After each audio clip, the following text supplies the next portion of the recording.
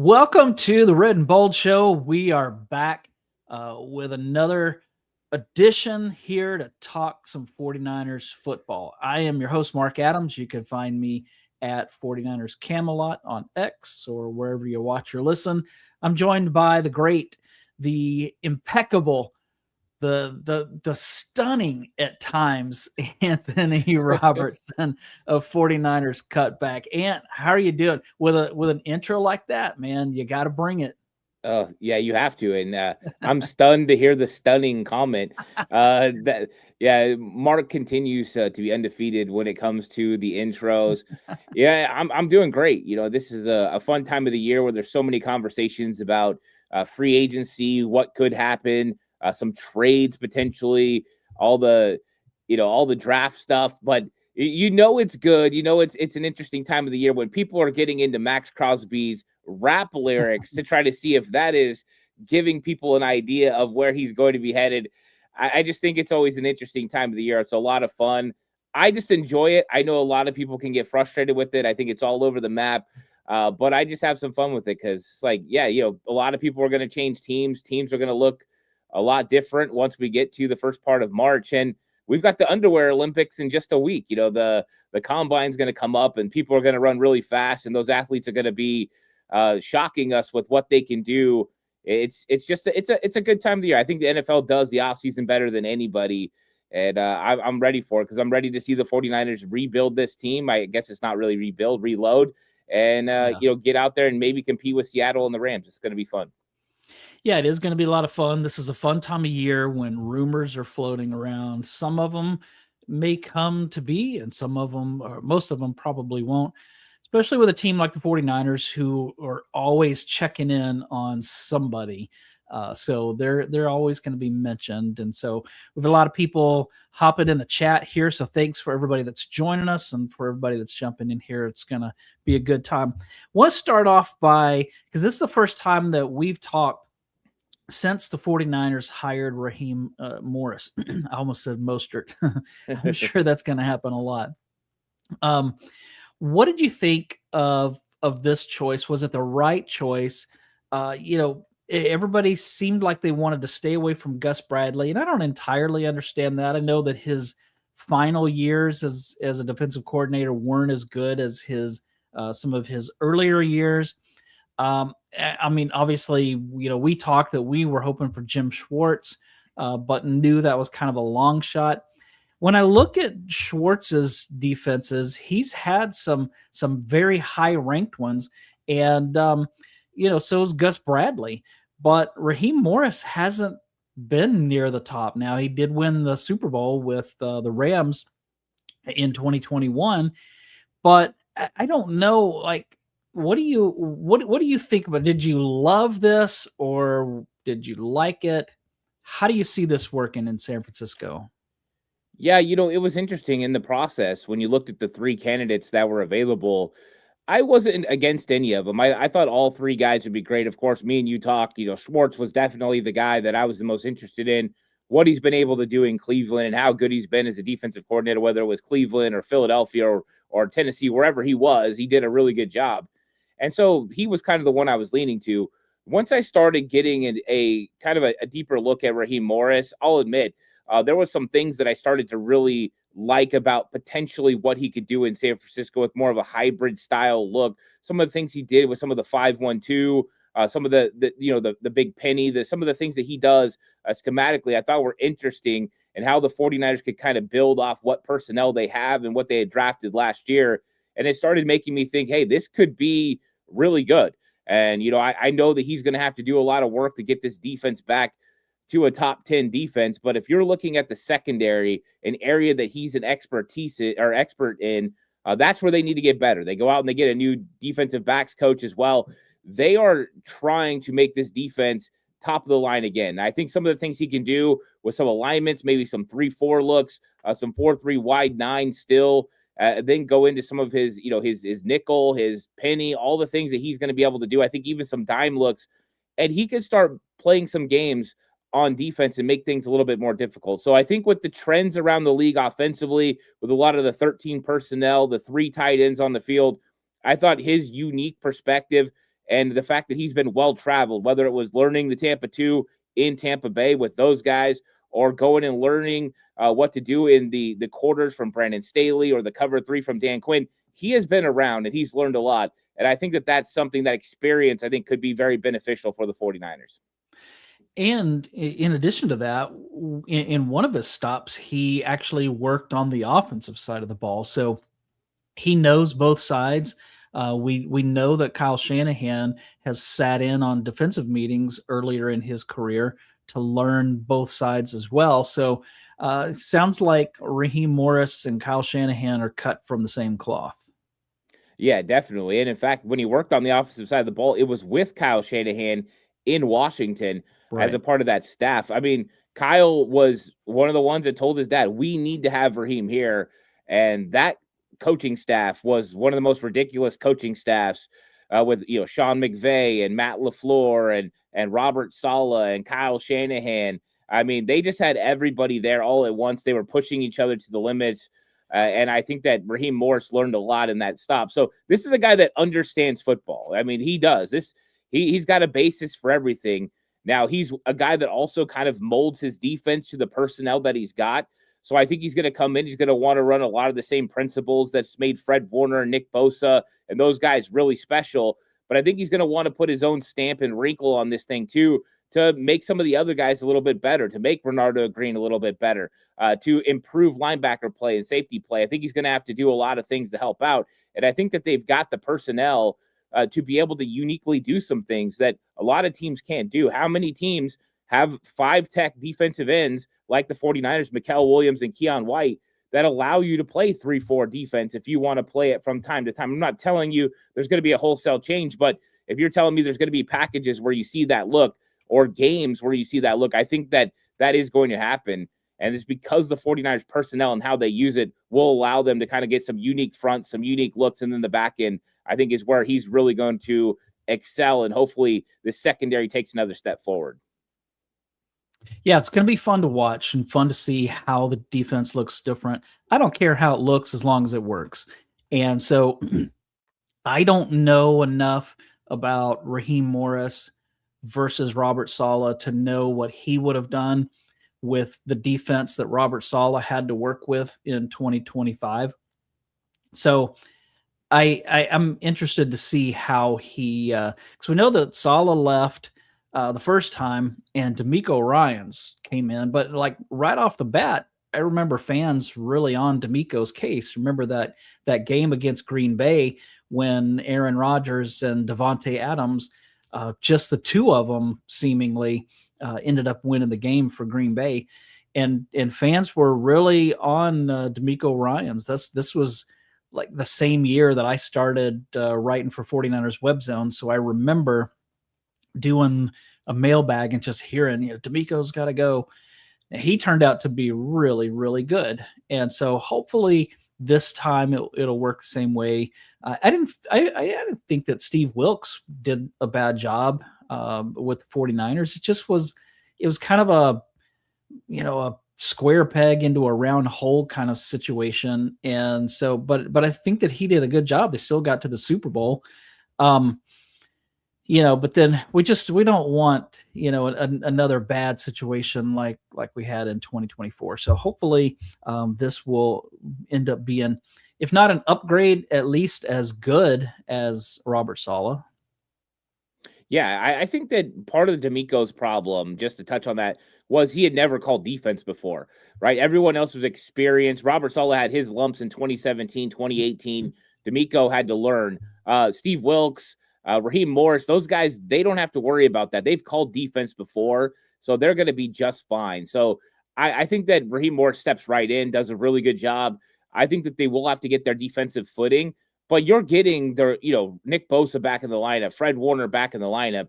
And then I think some of these young guys are going to help out. Upton Stout, hopefully Nick Martin is able to get out there and compete. I thought that he improved a lot during last season, just in the limited snaps that we saw him. But from what I saw him at training camp, when he was struggling to just get into his back pedal consistently and get where he needed to get in pass coverage, to what we saw in games, I thought he improved vastly. So I think there's a lot of improvement with those guys, and Raheem Morris is going to be expected to take him to the next level.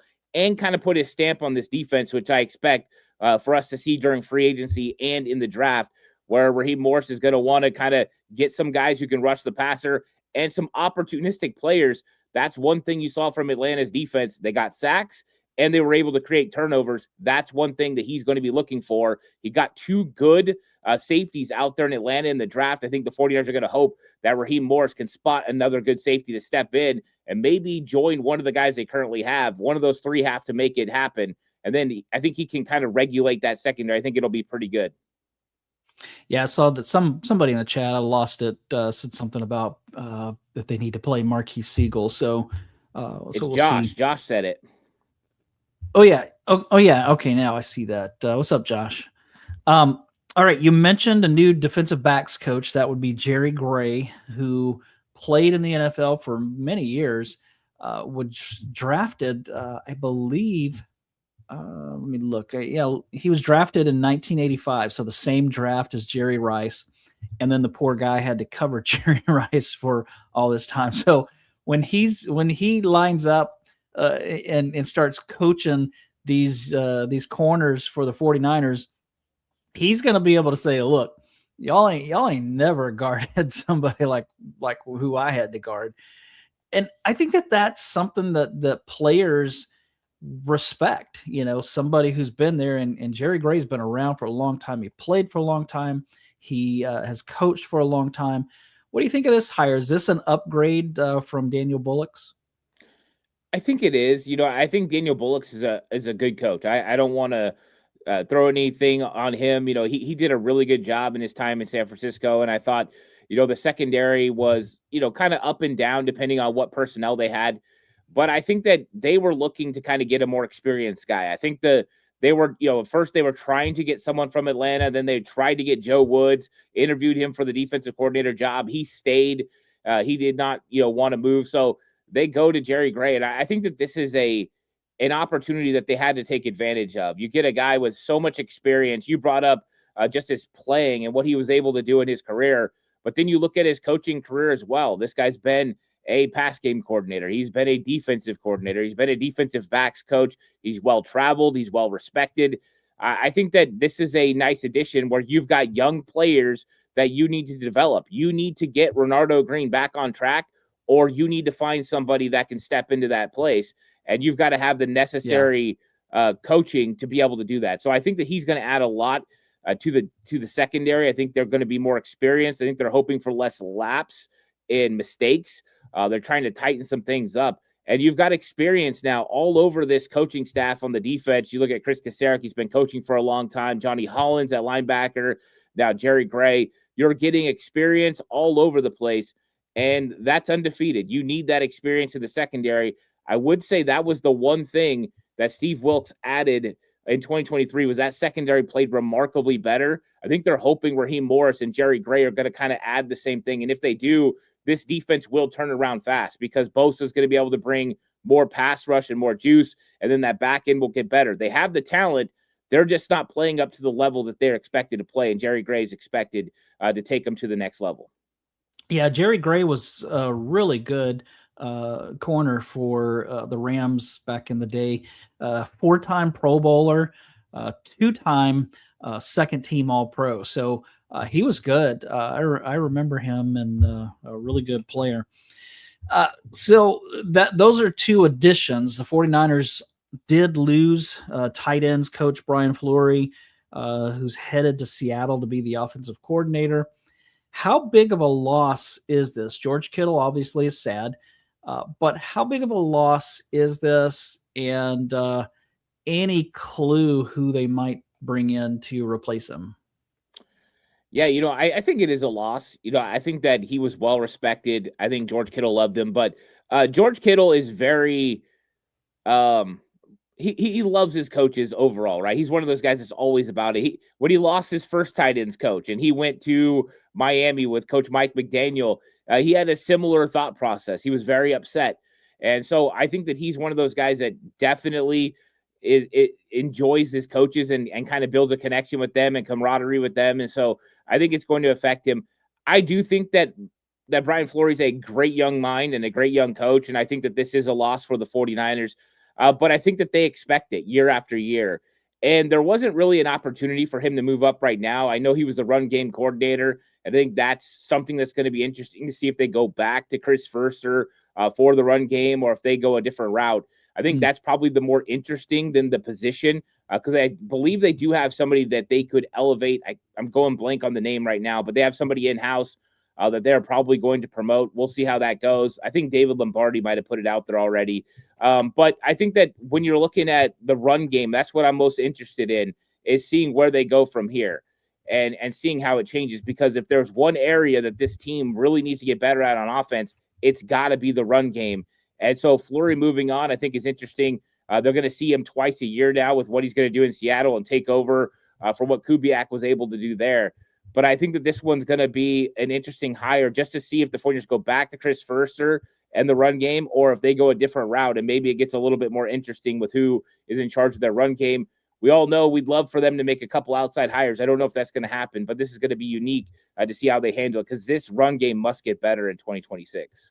Yeah, for sure. And that's the perfect segue because that's what I was going to bring up next, that this team, when they've been at their best, has been one of, if not the best, running offense in the NFL. Whether it's McCaffrey or Raheem Mostert or whoever it was, even when Mostert was injured and they had Elijah Mitchell as a rookie, they still were running the ball well. And that's kind of how they built that team. Strong running game and a great defense. Right now, they can't run the ball and they can't stop anybody. And so to me, I think that this offseason, they've got to resurrect the run game and they've got to reignite that pass rush, especially. They've got to continue to get better at stopping the run. I think that that's probably first and foremost on the defensive side.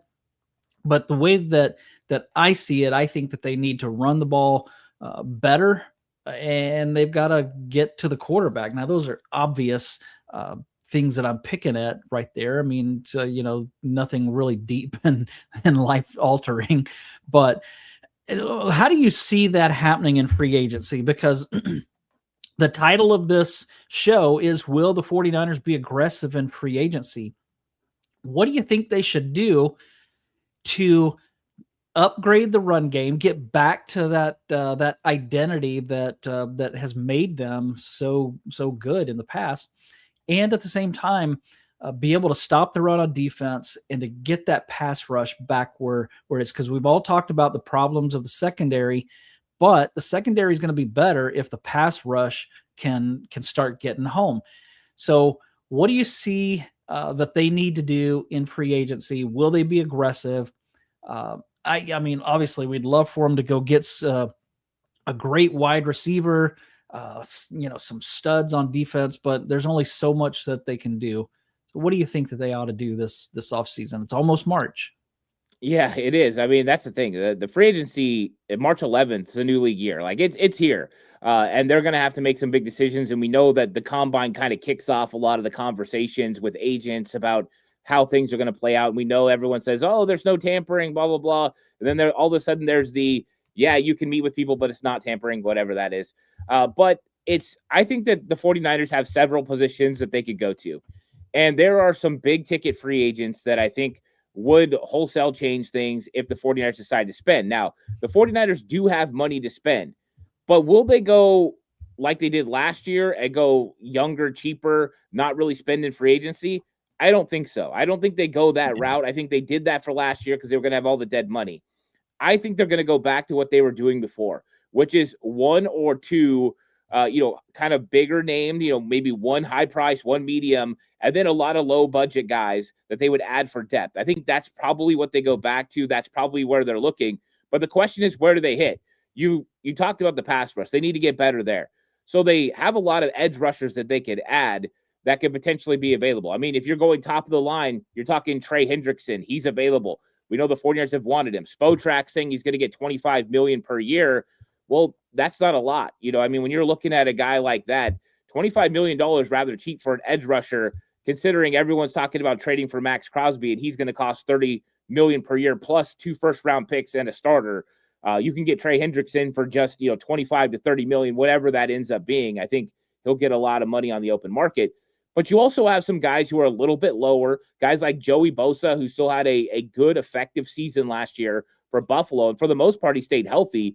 That could add some help opposite of Nick Bosa. And that's one of the keys. Mikael Williams is going to do his job when it comes to stopping the run. You need guys who have juice when it comes to pass rush. And I think that they're going to be looking on the market for a defensive end. So I expect them to go get a defensive end. I'm not sure it's going to be the top ticket item that they go get, but I think they're going to add one. I think they are looking to spend at some positions. I think wide receivers got to be a position that they're looking at. And this might make people a little nervous because you talked about fixing the run game. There's several ways to do that. First, you could just do what people are going to say in chat is add the best offensive lineman, go get Tyler Linderbaum, and he's going to fundamentally change offense. You draft a guard, and you are set. I don't know if the 49ers spin that way. When you hear about Chris Foerster talking about he'd rather have the players on the outside, the skill players that can make things happen, and they'll figure it out on the offensive line.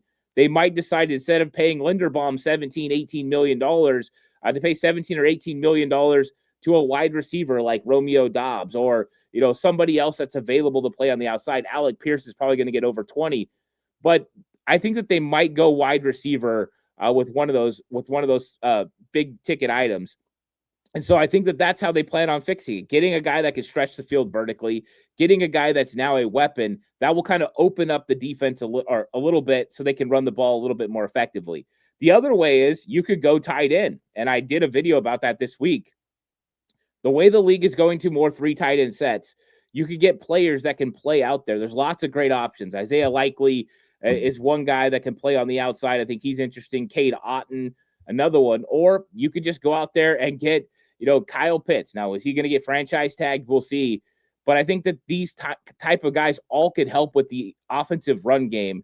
But I expect them to be aggressive, but not overly aggressive. I don't think they're going to go spend all their money. I expect them to kind of make 1 or 2 moves. One probably pretty big move, another one medium, and then the rest kind of low budget as they fill out this roster. So when it comes to wide receivers, so let's move away from the run game for a second, because I completely agree that they have to upgrade that wide receiver room. Part of the problem against Seattle was that Brock Purdy had no time to throw, and when he did, nobody was open. That's what I saw. Now, I didn't watch the all 22, so I can't say that. It just seemed like every time he threw a ball to somebody, there was a defender glued to him. Who would, if there was a wide receiver that you hope that they go get, and obviously, everybody goes to Justin Jefferson, but I just doubt that's going to happen.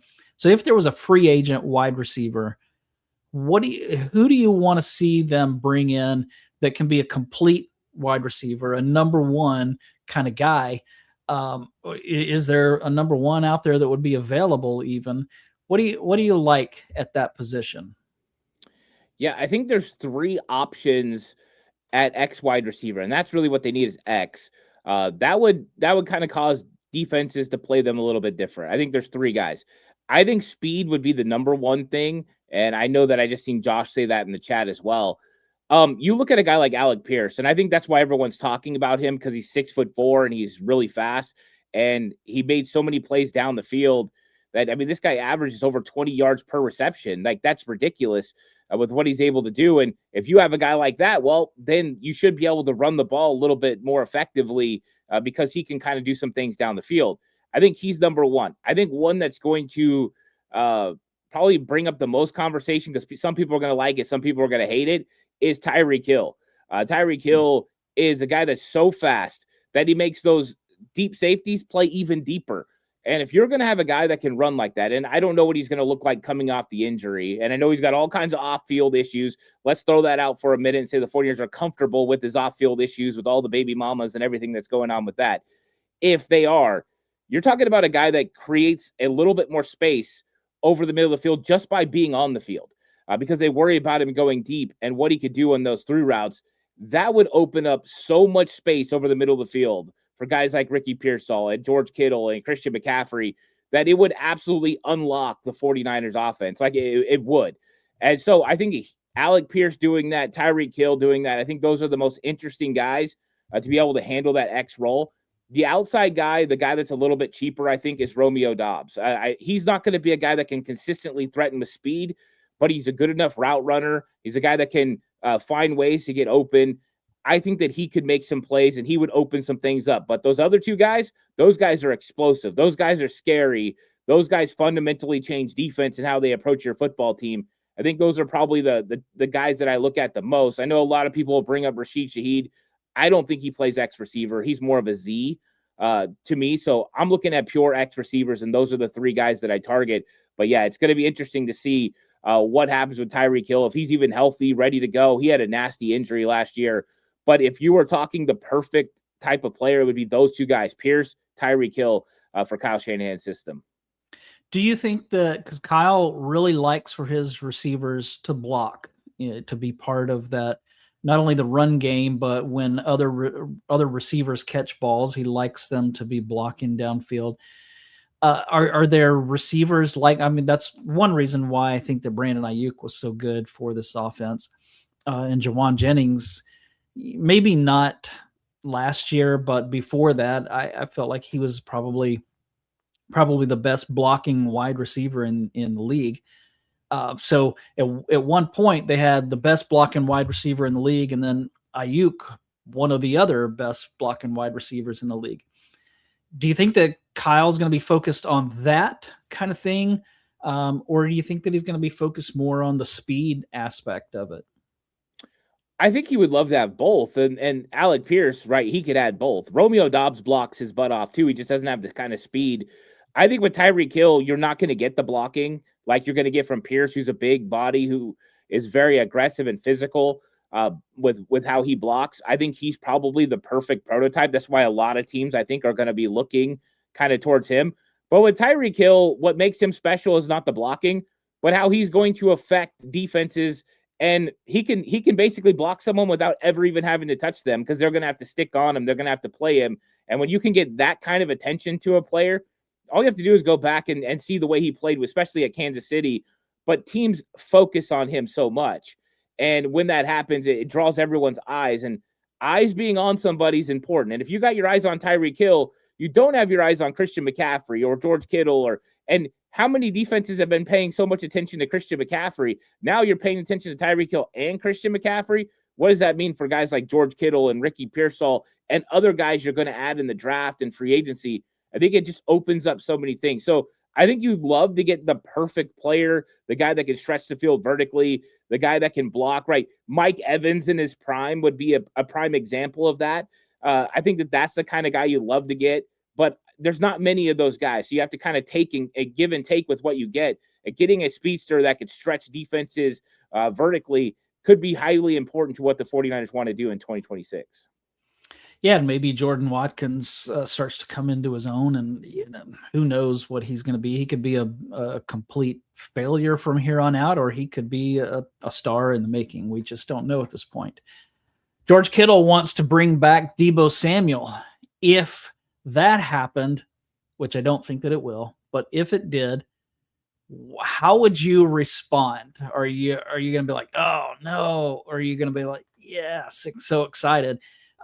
Because he wasn't great last year. He had his moments, but he wasn't great last year. And then his final season with the 49ers was definitely a disappointment. Yeah, I think it's interesting because I love Debo, right? Debo is just one of those guys that's an absolute dog. He does everything that you want. He's physical. But I think that it depends on what you'd have to pay him too. And we've seen a 49ers offense that was a little bit more smooth in transition-wise this year without Debo, where when Debo was out the years that he played for the 49ers, it would kind of wholesale change the 49ers offense. And we didn't see that this year. It just kind of flowed, and it didn't matter what wide receiver they were putting in. It kind of stayed the same. The one thing about Debo that always made him special was his ability to take it to the house, right? The 49ers didn't have a guy last year that you could get the ball in their hands and you thought, oh, this is a house call if he gets a little bit of space. Debo provides that. Mm-hmm. But I don't know if you can pay Debo Samuel $15 million when you've got, like we talked about, an X need, a wide receiver. I don't think they have a positional need for Debo Samuel like they had in the past. You have Ricky Pearsall, and I get it. Ricky hasn't been able to stay healthy consistently, but I think that, I don't know, this one was interesting for me. I'd never expected to hear Debo Samuel potentially brought up as a guy coming back. And it didn't stop there, right? He said, and friends. And I don't know what that means, and friends. I know there's other guys that could get cut and could be available. I think it's interesting to think that George Kittle wants to, hey, bring guys back and run it back. But I think most of the fan base has kind of moved on from Debo. I think Debo's a great player. I just don't know where it fits. So I would be interested to see how Kyle Shanahan brings him back in the fold and says, okay, this is how it fits. This is going to help us beat Los Angeles and Seattle. I don't know exactly how that it happens, but I do love his playmaking ability, and I'm always a big fan of Debo. I think that 2021 season is always going to be one of the most special seasons with how he took the team and really put him on his back for a long time. But yeah, I don't know. I don't know if that one makes sense to me. Yeah, and that's what I remember about Debo Samuel, but I can't forget in 2024 that Rams game where coming across the middle, he catches that pass. It's late in the game. They probably win it, and he dropped it. He was wide open and probably would have scored.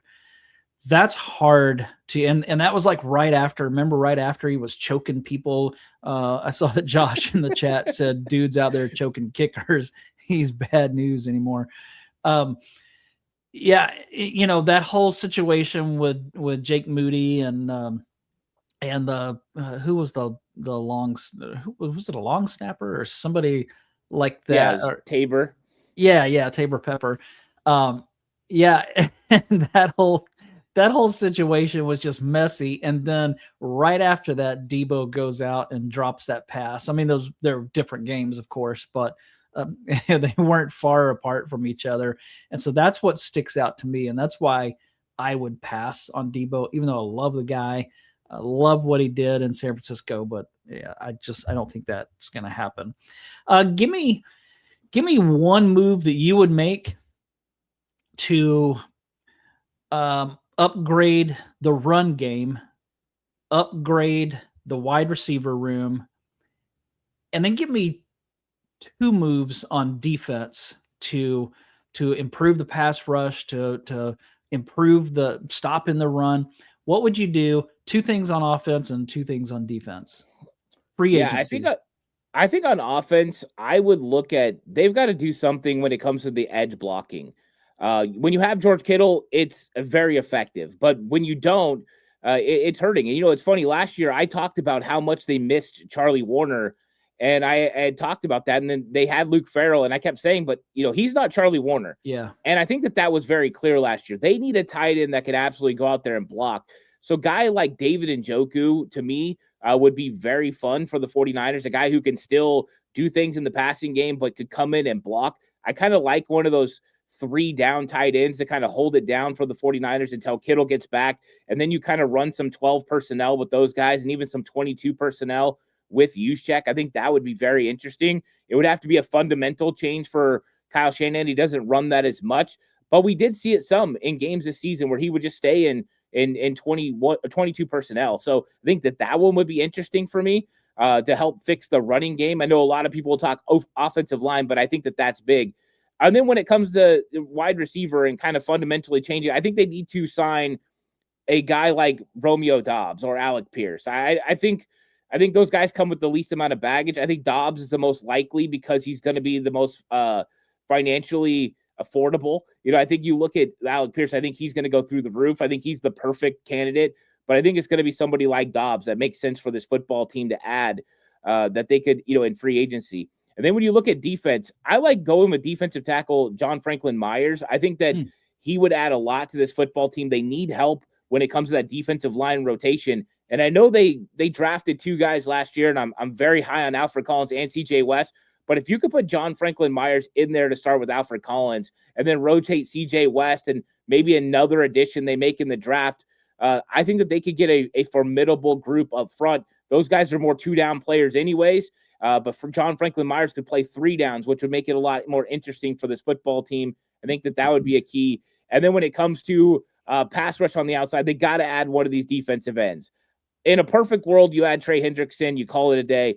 I don't think that that's going to ultimately happen. I think it's more realistic that they go with somebody like Joey Bosa or one of those guys that's more of a mid-tier guy, there are some options. Maybe they go with a speed rush guy like Arnold Ebiketie, somebody like that.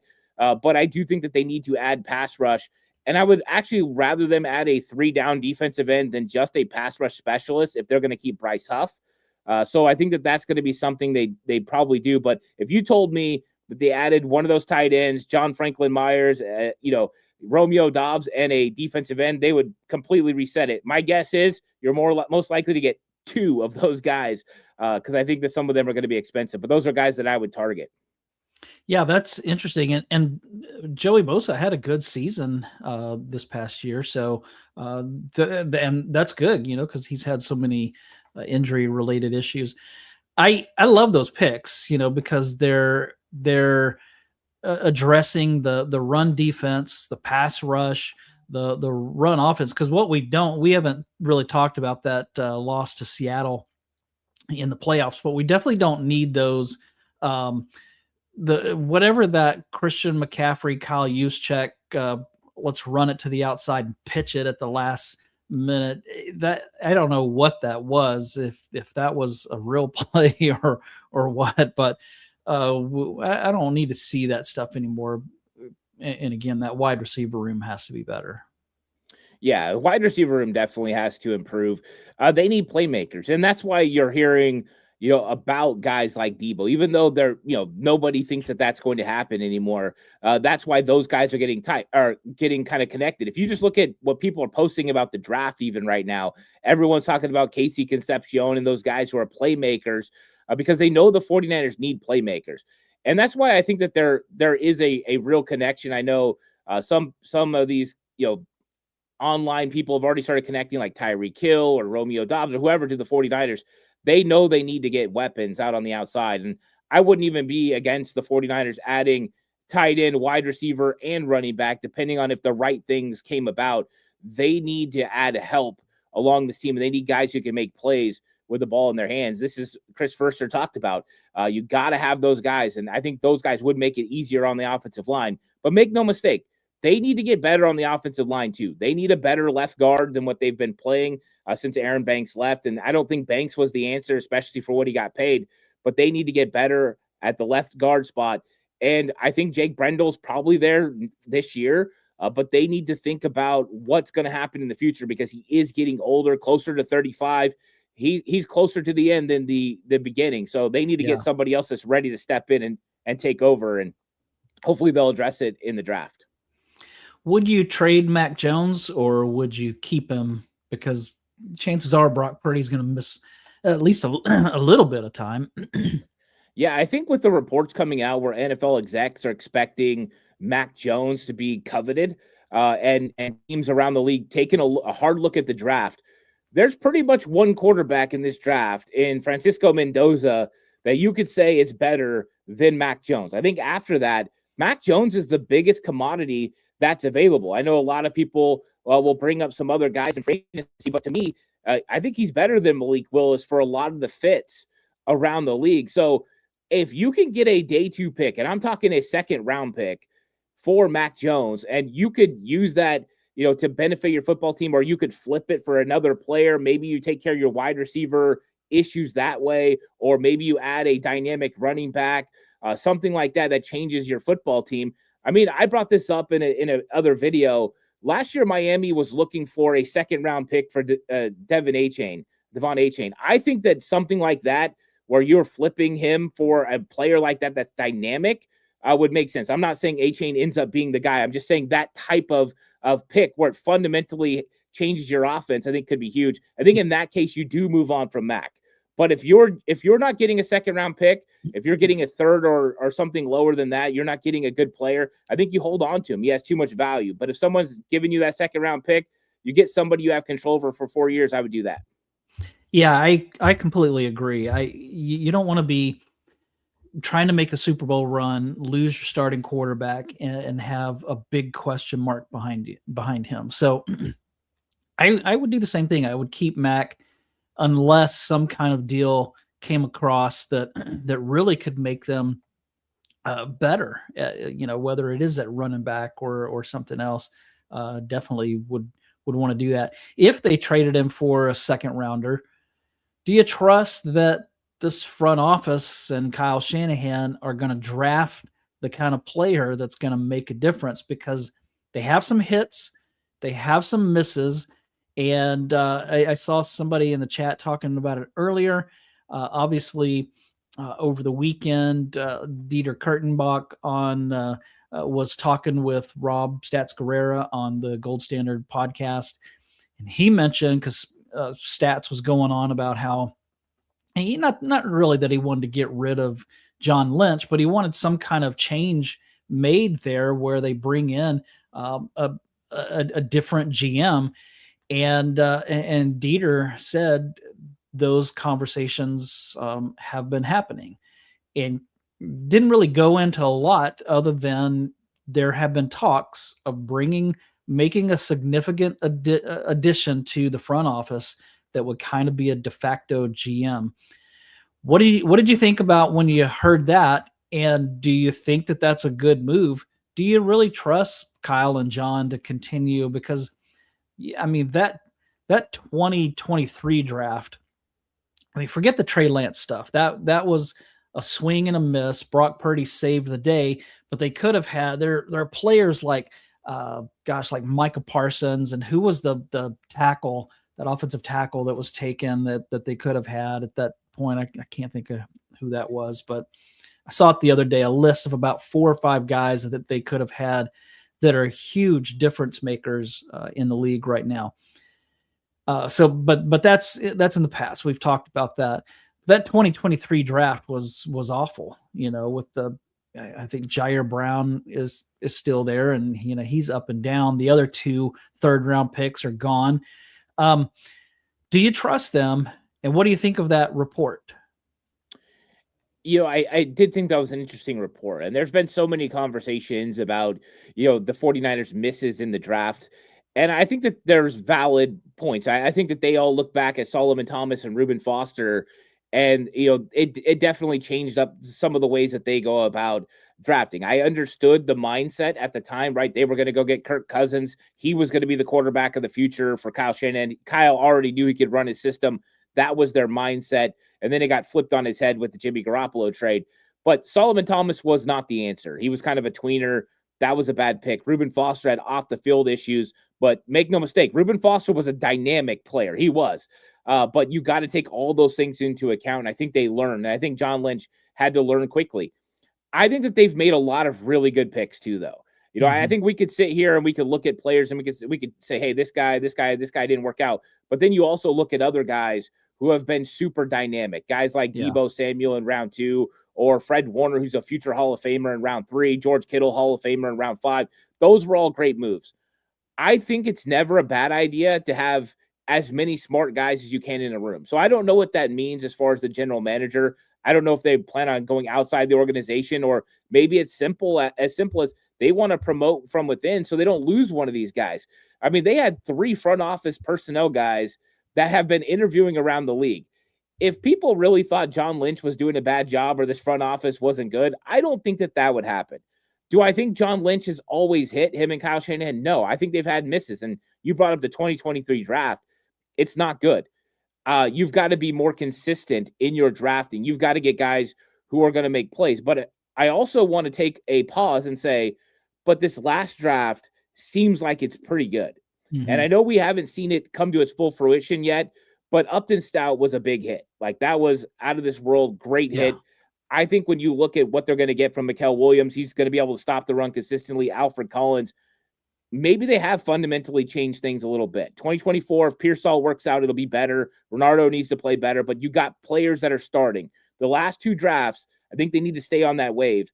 But I think it's never a bad idea to look at adding another mind. I don't think it's going to happen right now. I don't. I think that there's a conversation about it, but I think John Lynch is going to be the general manager for a while, and he should be, with the fact that they keep winning. They keep finding ways to win. The fact they've been in the Super Bowl twice in this regime kind of illustrates that they're always in the mix, and that's ultimately what you want as an owner.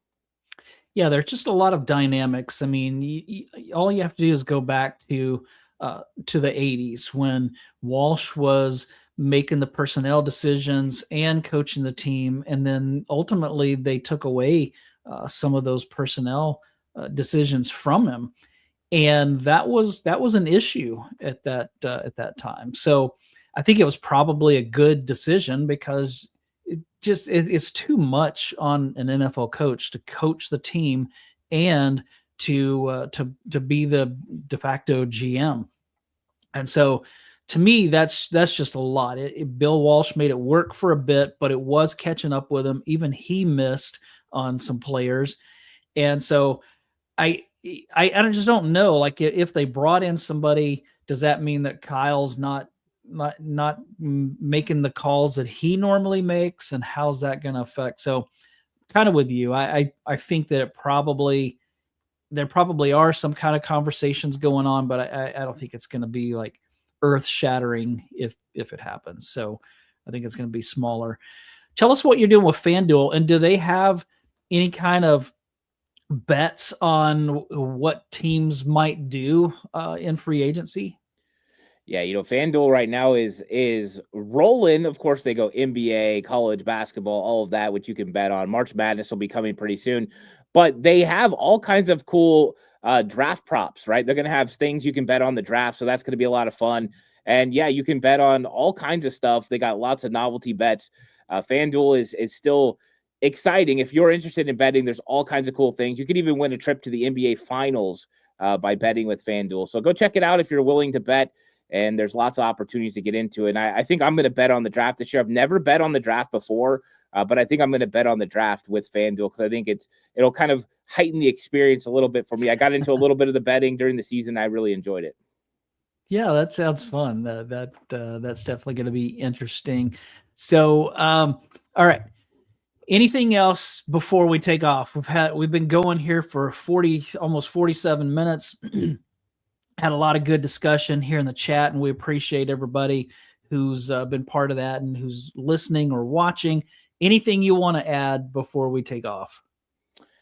I just would like to say that, I'm really enjoying the offseason, and I'm looking forward to more conversations. I love when people come into chat and leave comments about, different opinions, because I think right now there's a vast amount of opinions on what the 49ers are going to do, what they should do, and I'm excited to see what they end up doing. But I just want everyone to know that, keep filling up the comment section, keep jumping in chat and leaving all your ideas. I definitely pay attention to them. I'm not a guy that's like a one-track mind. I like looking at everyone's opinions, and I'll never go down on anyone's opinion and say, oh, that can't happen, whatever. I always think it's interesting because you just never know what can happen. I still remember where I was when Deion Sanders signed with the 49ers. I still remember what I was doing when they traded for Kevin Green. I thought that was one of the biggest moves ever. I loved Kevin Green at the time. So it's just an exciting time to be a fan. And yeah, I think it's going to be a lot of fun with the draft coming up. I'm excited for that. I've been doing my breakdowns on Patreon now because draft it's coming. And there's way too many prospects to look at, Mark. Way too many. Yeah, there are a lot. So, but I know that you'll bring it. You'll do a great job. Thanks, everybody, for joining us today. Whether you're watching live or listening or watching later, we appreciate it. We appreciate your support. Please make sure to like and subscribe and do all those things. That really helps us, and that means a lot to us. Thanks, everybody. Have a great rest of your week. Stay safe.